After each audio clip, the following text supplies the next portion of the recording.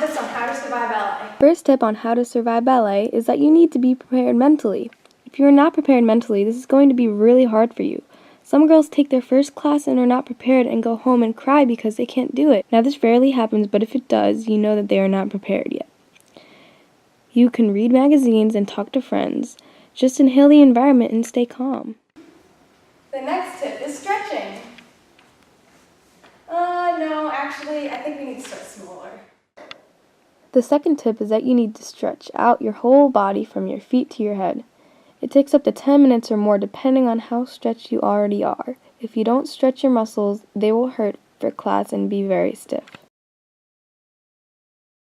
The third tip is that when you do point, you have to be very careful. If you make one wrong move, you could injure or even break your foot or leg. You need to stretch your feet before going on point shoes. This tip is very important. The fourth tip is that you have to be prepared mentally for stage. It is really fun to perform for people, but if you don't want to panic because of stage fright, you might want to be prepared. Officially, let's practice your flute solo for tomorrow.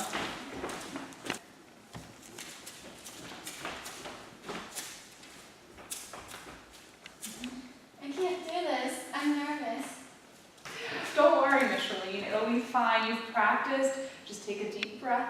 You'll remember it. It'll be all fine. Okay, thank you. I feel much better now.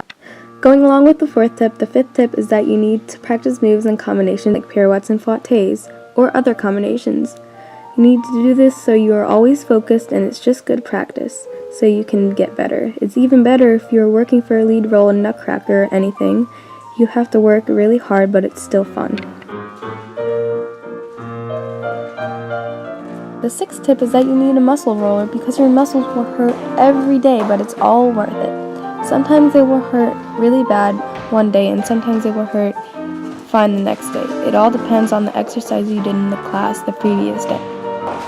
Dancing for some people doesn't hurt because they are focused on all the little movements in a combination. They don't worry about what hurts them because they don't focus on it much. The seventh tip is that when you have a quick change, you have to be really fast so you don't go on stage unprepared and anxious. You should have friends waiting backstage for you to help you, and you should prepare your clothes, like put them backstage and run to them, and then quickly change and then go back on stage.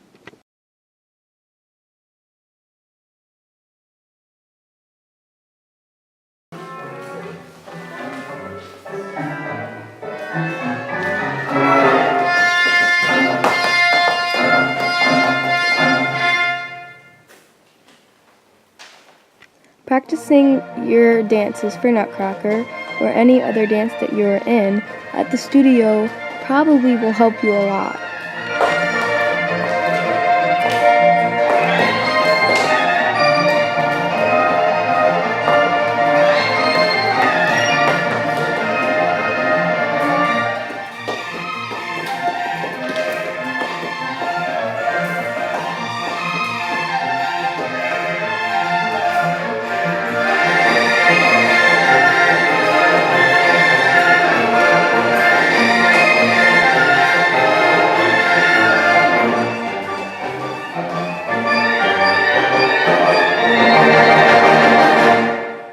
The eighth tip is just have fun when you're dancing.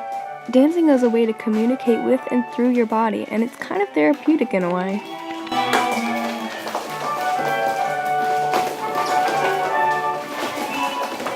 Remember that you have absolutely no time for anything and you have to be committed. You literally come home from school and do all your homework, then you go to dance, bring a snack to eat and water, but nothing too big. Keep in mind that this is a sport and you will lose a lot of weight. Most dancers are underweight, so eat up. The ninth tip is that you probably want to go to class a lot if you want to be a dancer when you're older or be professional or whatever you want to do, but just go to classes a lot and learn your best and pay attention in class. And final tip is that there is a bright side of dancing and you have to be in it to win it.